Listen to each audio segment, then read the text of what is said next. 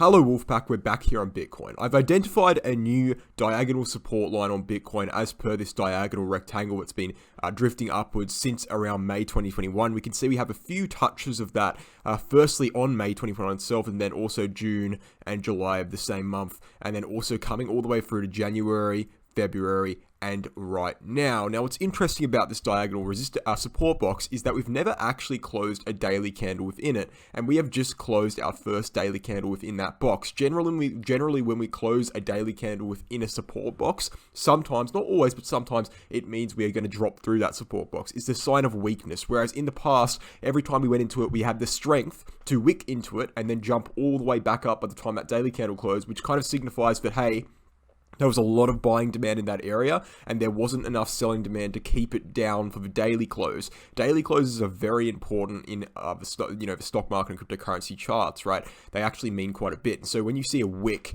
into a support zone and it comes all the way back up and closes above it, that's an indication that there's extreme buying demand in that area. Now that we've closed a daily close in it, right, we're still holding it for support. We're still in that support block, but it is an indication that it's slightly weaker than it was before. And so that's an interesting sign. However, we need to consider the fact that although it's weaker, right, it is weaker, although it's weaker, it still is holding. And so we still are on support there. Now, if we zoomed in to something like the Bollinger Bands, we can see we're actually outside the bottom line of the Bollinger Bands. And so it wouldn't be so irrational to assume that Bitcoin might get a little bit of a dead cat bounce here in this region. If I was to predict where it would go, I would say that, honestly, it's possible that Bitcoin can swing back up to, say, 36.2k, maybe even up to like 37k or 38k, with that resistance at 38k horizontal resistance before swinging back down, right? So again, I wouldn't be surprised if Bitcoin swings up here to 37, 38k. I don't think it needs to happen. However, the TA does suggest that it is very much possible, and if it does happen, it's not a reason to get bullish. That's the most important part.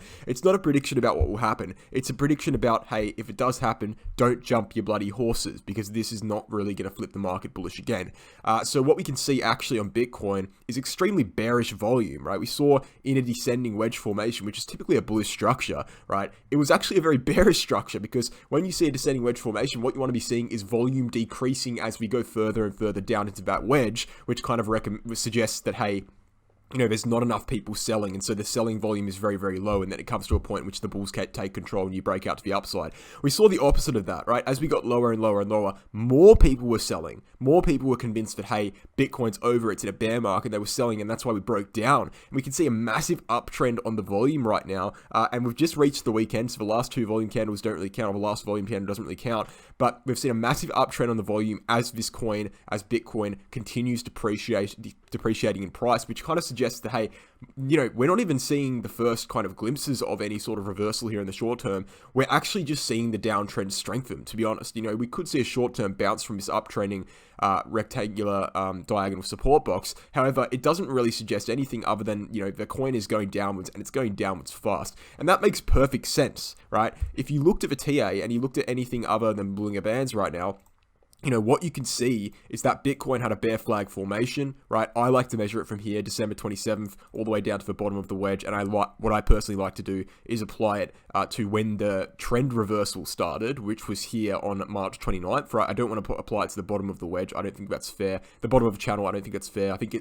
bear flag formations typically are over optimistic in their price predictions. So I think, the bear flag here is targeting 30k, as you just saw me do that measured move. And then if we take the bullish descending wedge formation, right, and take that breakout zone and apply that to the breakdown zone, we can see that's also targeting 30k. So we have two separate things on the same daily chart targeting 30k in the midst of the downtrend trend strengthening. We've also lost our bullish divergence that was forming since April 11th, right? We still technically have a bullish divergence all the way back here from January, but it's not very compelling. It's only one touch.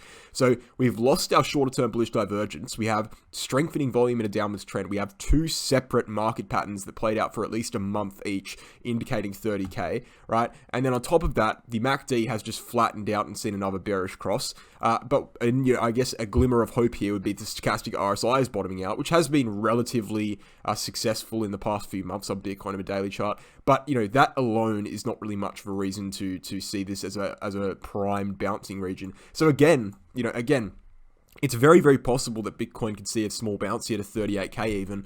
But, you know, if that does happen, it would just be an indication that, hey, that's a dead cat bounce off support, and we're probably going to drop back down below it later. Now, for those of you who don't know, you don't know my channel, by the way, welcome to Wolves of Crypto. I've been bearish in the market since 66k, right? I've been one of the first people out here to proclaim it a bear market just below 60k, right? So, you know, before you say, oh, he's flipping bearish at support, it's like, well, I've been bearish for months and months and months, since literally late November, and you can find plenty of evidence for that on my YouTube channel on Twitter. You know, and as for my shorter term predictions, I think, and I have thought this since January, right? So I've predicted months ahead. I think that Bitcoin will reach 30k within early June. So sometime between now and early June. Depends what you mean by early June. I'd say between, you know, before, say, I don't know, June 10th, right? I think Bitcoin's going to be at 30k, or at least very, very close to 30k.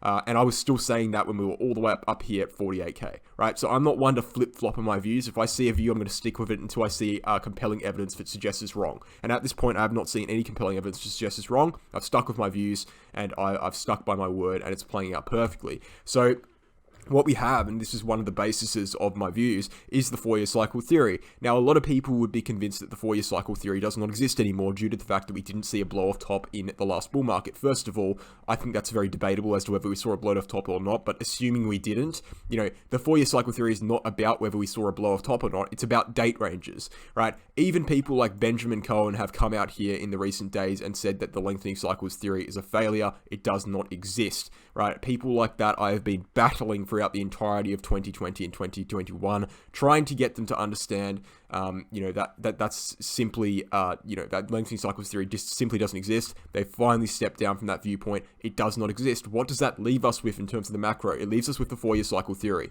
What does the 4-year cycle represent, right? What is it, right?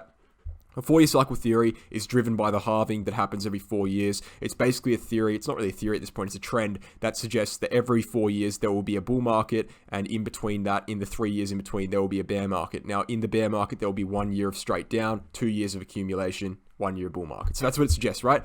1 year straight down, 2 years accumulation, 1 year bull market. We're in the year in which we're going straight down, and that year, according to the date ranges that I've identified in the trend, suggests that we will be reaching a bottom on Bitcoin at around 24 to 26k in November to December, or before that point, but most likely within it, right? Now, the price point, 24 to 26k, isn't necessarily based on, you know, anything other than the 200-week SMA. The reason why we think 200-week SMA is going to be the bottom is because Bitcoin has never closed a weekly candle below that point ever in its entire history, and so to predict something lower would be irrational, because that's predicting against the trend, right? The trend is we bottom out at the 200, and we have to predict with the trend until it ends. When we get there, we'll decide whether we're going to buy or not, but at this point, that's the most logical thing we can do. So before we get into the next part of the video, I want to give a quick shout out to the BitGet Exchange, which I'm partnered with. In a time when government regulation constantly threatens crypto investors, being able to access an exchange without KYC being mandatory is absolutely exceptional. This is great for me personally as an Australian, because a lot of other exchanges out there like Binance don't allow me to access options due to Australian regulation. BitGet additionally is also host to trading fees even lower than the vast majority of the major exchanges at just 0.2% per trade. Sign up to BitGet using my referral link in the pinned comment below or the description box, and you will receive up to 153 USD deposited into your account as a reward.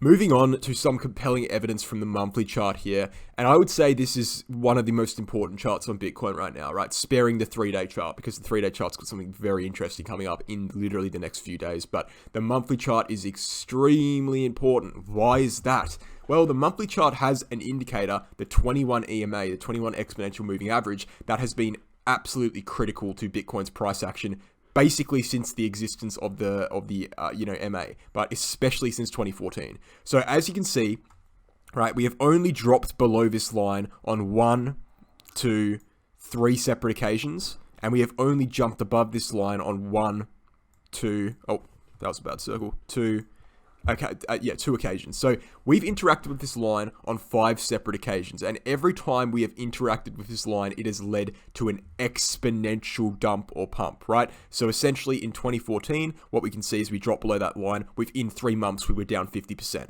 right? In 2015, we jumped above that line. Within about a year, or over a little bit over a year, maybe 2 years, we were up exponentially, right? We started a bull market, right? In 2018, we dropped below that line. Again, within about 3 months, we were down 50%, just like in 2014.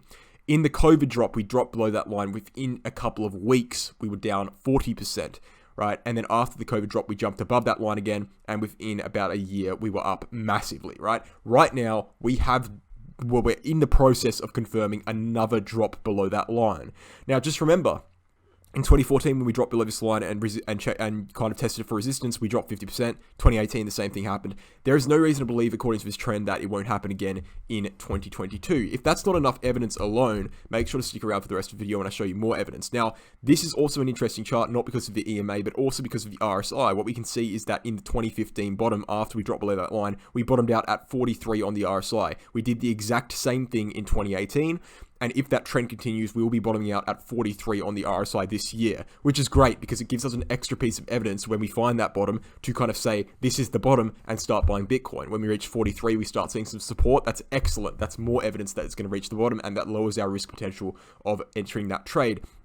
Now, we've also seen a bearish MACD cross on the monthly chart. The only other times in the entire history of Bitcoin, other than in 2020, we've seen a bearish MACD cross is preceding that massive 50% correction after the drop of the 21-week EMA, 21-month EMA, I should say. And so that's extremely bearish as well, obviously. Now, the weekly chart is something I want to look at before we get into the 3-day chart, which is basically the most interesting chart right now. But the reason I want to look into the weekly chart is for multiple reasons. It's very, very variety. You know, it's a big chart here. There's lots to look at, but there are a few critical things like the Gaussian channel. What you can see with the Gaussian channel on the weekly chart is the Gaussian channel has only flipped red 2 times in the entire history of Bitcoin, right? 2 times. That's massive. In the entire history of Bitcoin, this thing has flipped red. When has it happened? Just weeks before a 50% correction on Bitcoin in 2014, and just weeks before a 50% correction on Bitcoin in 2018. The Gaussian channel will be flipping red in roughly 1 to 2 weeks. Could be within the next 24 hours, could be next week. Hard to tell, but it will be flipping red extremely soon. And if it's anything like the last cycles, we will be seeing a massive correction due to that reason, and also other evidence surrounding it, right? We also see a bearish MACD cross happening, just like in 2018. We saw a bullish MACD cross, flattened out when we saw a bearish one. We're seeing that play out right now. We've seen a confirmed bearish MACD cross, and Bitcoin has been trending downwards massively over the last 6 weeks. We have 6 red weekly candle closes in a row, which is massive. What we can also see is in the last 4 weekly candles, and again, this one hasn't closed yet, there has been ascending red volume, meaning the downtrend has actually been strengthening over this period of time, not weakening, which means there's very little evidence that we will continue, a reversal at this point to the upside, right? Because as you saw by the daily chart, downtrend strengthening by volume, and the weekly chart saying the same thing. Now, moving on to the 3-day chart, before we get into a potentially bullish chart, we can see that in just about, let me get the indicators up. This is the 50 SMA and the 200 SMA on the 3-day chart. Let me see what's going on here.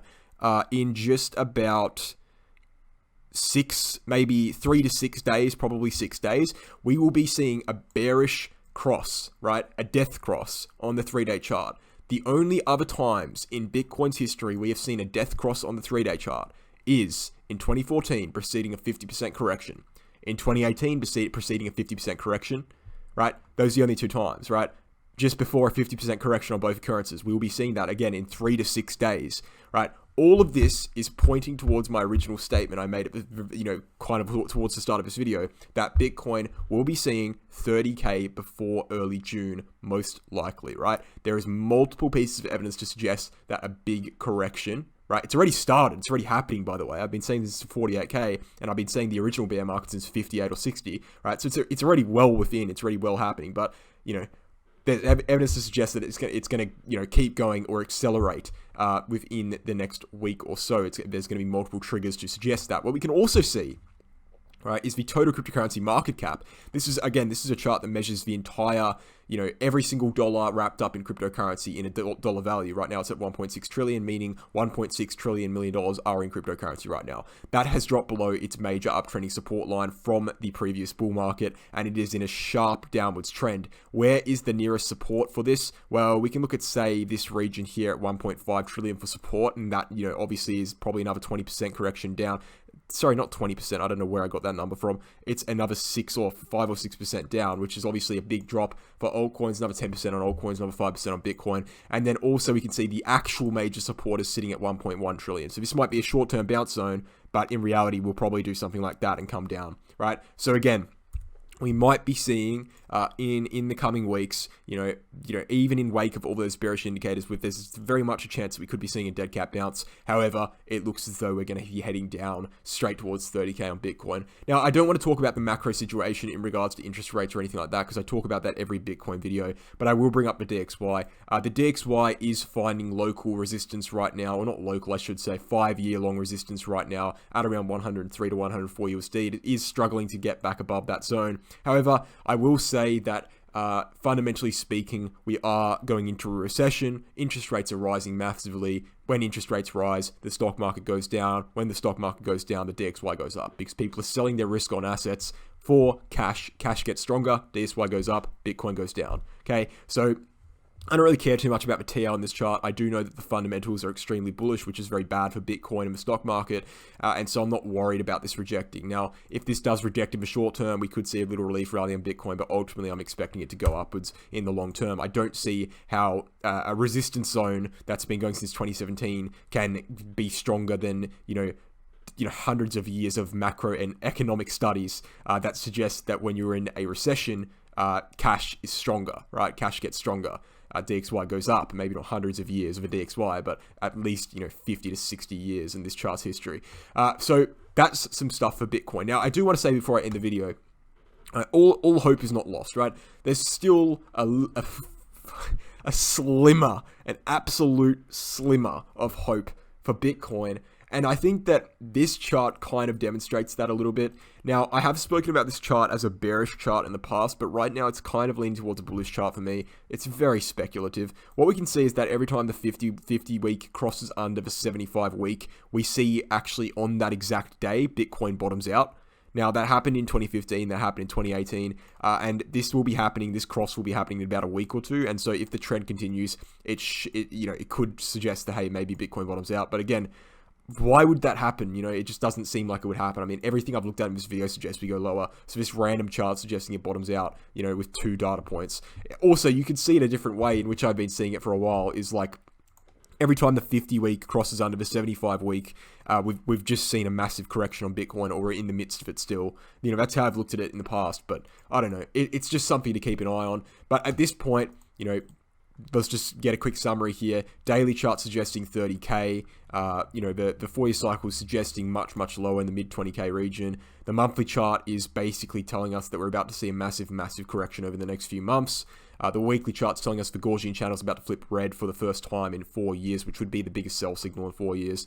The def cross in the 3-day chart is suggesting we're about to see a massive correction as well. The total cryptocurrency market cap is breaking down towards support, and the traditional markets and the DXY, for example, which I haven't looked up too extensively in this video because I look at it every video, but you can go ahead and check out my previous videos to look at it, are suggesting that we're entering recession, which is obviously very bad for risk on assets, right? Not very good for Bitcoin right now, and the 30K target before early June is still very much in play. Let's get into some comment questions here.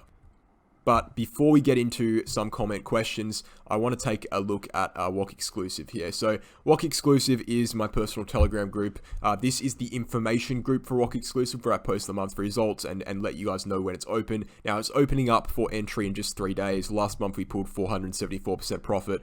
And given the downwards trend in the market this month, we literally haven't had more than like 3 green days in a row. We haven't been able to pull that much profit again, but we still are very profitable in the triple digits. And we've avoided massive drops, I can tell you that much. So that's opening up in 3 days. Make sure to join this information group. Link is in the comment and you can check it out there. I also want to bring up, before we move on to the comment section thread, Become a Trader course. Now, this course will be releasing in about just over a week. So May 16th. So yeah, just over a week, about, it's 9 days there. So if you want to learn how to trade, me and Mega Crypto and myself have created Become a Trader, a 10-unit course. It teaches you everything you need to know about trading, everything you need to know about TA, everything you need to know about cryptocurrencies.